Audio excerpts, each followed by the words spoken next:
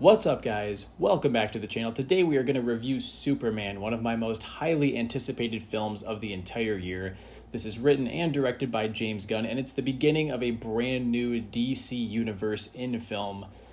There's a lot riding on this movie's shoulders. If it succeeds, it'll be the start of a brand new superhero phenomenon, and if it fails, I guess they'll just have to leave it on the cutting room floor until they inevitably reboot it again in another 10 years or so. And I have long been championing James Gunn as one of the few directors in the comic book adaptation landscape who seems to be able to take these otherworldly characters, or at least characters that on paper and on the outside appear difficult to relate to, and he makes them feel very human. He did that with both the Guardians of the Galaxy trilogy and his DC film, The Suicide Squad. I've enjoyed all of his work so far. And generally speaking, I think that writing a version of Superman that feels human is something that's difficult to do, because when you think about it, he's Superman. He's kind of impervious to any kind of damage, is quite limited in what kinds of flaws you can explore. So I guess my point is that writing an interesting and compelling version of Superman requires creativity. I'm a big fan of the original starring Christopher Reeve, and I think I like Man of Steel more than most people do. I didn't realize that film was so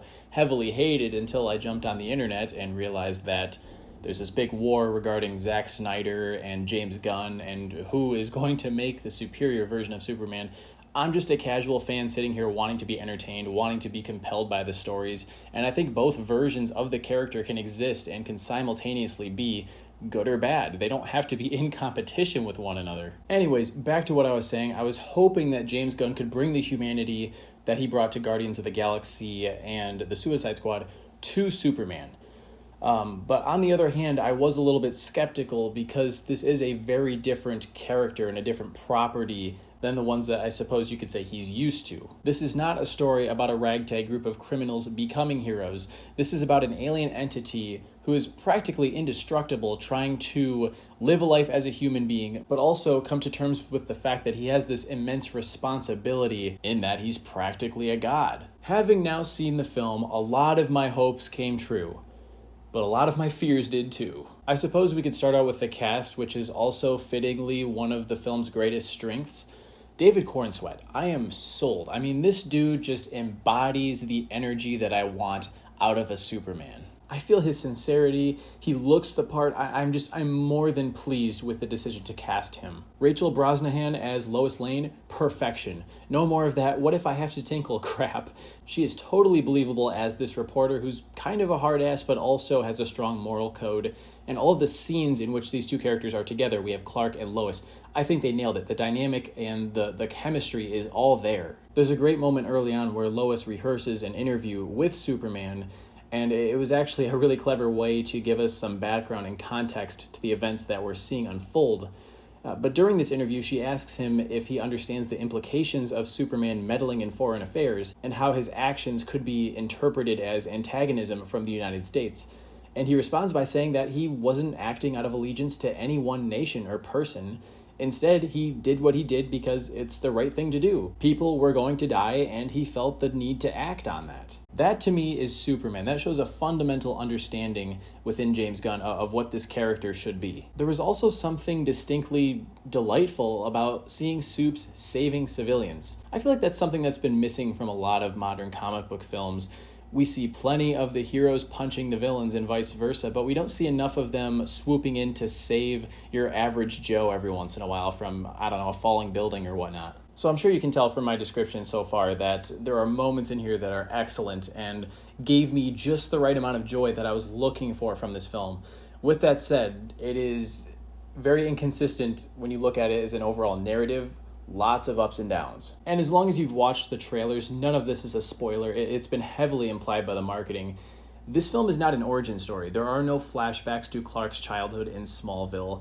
The story picks up decades after his arrival on Earth, and it never looks back. Also, we're told that metahumans of all sorts have been around for years, and some of these characters already know that Clark Kent is Superman. Now, choosing this as a starting point for the new DC universe is a bit of a mixed blessing. On one hand, I do think that some people are tired of seeing the same origin stories over and over again, with just a fresh coat of paint? Do we really need to see the destruction of Krypton again? Do we need to see Batman's parents get murdered in that alleyway? Do we need to see Peter Parker get bitten by the spider? I do kind of appreciate the no-nonsense approach in trying to at least somewhat condense the origin aspect. But on the other hand, I feel like this movie has to work a lot harder to establish its characters and to flesh out the world, a world that has a long history before the opening frames of this entry. And a lot of what came before has to be explained through exposition. Beyond all of that, Gunn has thrown a lot of content into a movie that's just barely over 2 hours long.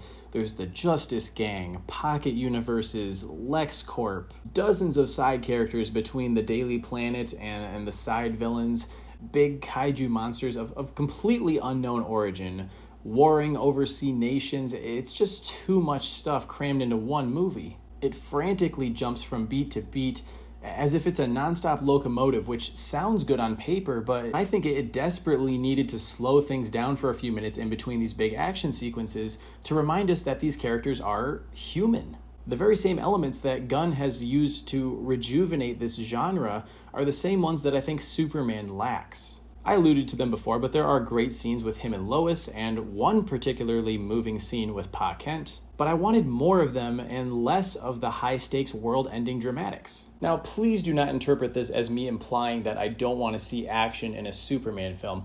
Obviously, that's not the case. I want to see a ton of action in a Superman film. But when there's so little context to all of the other stuff that's being introduced, there's no doubt that James Gunn is a massive fan of the source material. It's almost as if he's too much of a fan, and this movie is going to be a little bit difficult as an entry point for viewers who haven't read any of the comics. For instance, let's talk about the Justice Gang, Guy Gardner, Mr. Terrific, and Hawkgirl. I am not confident that I could tell you a single thing about one of these characters after watching the film, beyond what their powers are, because they don't explore them at all. People are calling this the most comic booky movie ever, and there's definitely an argument to be made for that. Not only is it extremely CG heavy, but there are a lot of different superpowers presented, many of which completely break the fabric of reality without much of an explanation. Like, imagine if in the first Avengers movie in 2012, Doctor Strange popped up and started doing things before we were ever shown his origin story and how his powers worked. I don't know, that might not be the best analogy, but I'm sure you can understand where I'm coming from here, in that so many of these characters, they're just kind of thrown into the mix, and there are so many big, massive special effects.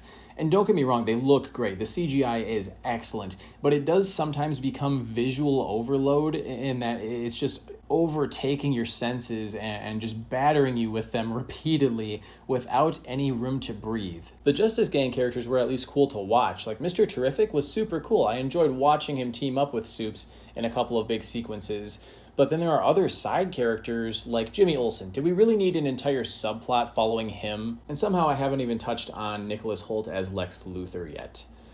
I don't know, guys. This character came off as relatively one-note to me. I thought this was a pretty dull interpretation of the character, but I do think he at least feels a little bit larger than life, thanks to, number one, the political context of his motives, and number two, because he's played by a talented actor. I feel like I have to constantly tiptoe around spoilers to keep this review spoiler-free when I'm talking about things, especially Lex Luthor and some of the dumb things in his plan. At one point, he uses the most lethal superpower of all against Superman, and that's social media. And maybe it's just the way that was executed or something, but it did not work for me at all. I found it to be totally implausible and forced. If there was one word to describe this film, I think I would say it's just frantic. There's fun to be had for sure, but it's not something that's going to stick with me the way that the Guardians of the Galaxy did or the Suicide Squad. I genuinely love both of those, and what we have here is so much messier. I'm going to give Superman 3 stars. In the end, Superman is just fine. It's okay.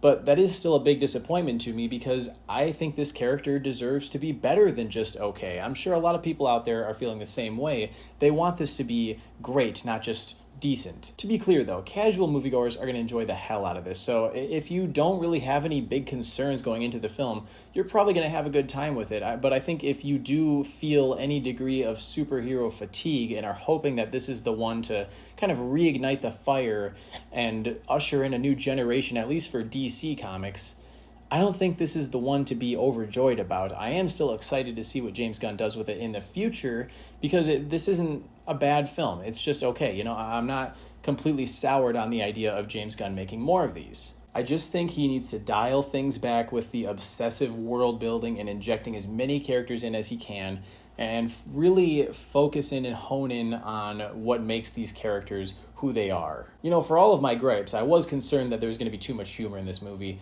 and I actually think he did a good job of balancing the humor with the heart in those more intimate moments. And when the humor does hit, it works, especially when it comes to Crypto the dog. Surprisingly good for a CGI animal, by the way. So those are my thoughts on the film. As always, I encourage you to go out and see the film for yourself and come back and let me know down in the comments what you thought of it and how you feel about the points that I made in this video. If you want to see more content like this, be sure to hit that like button and subscribe before you take off. I'll catch you guys in the next one. See you later.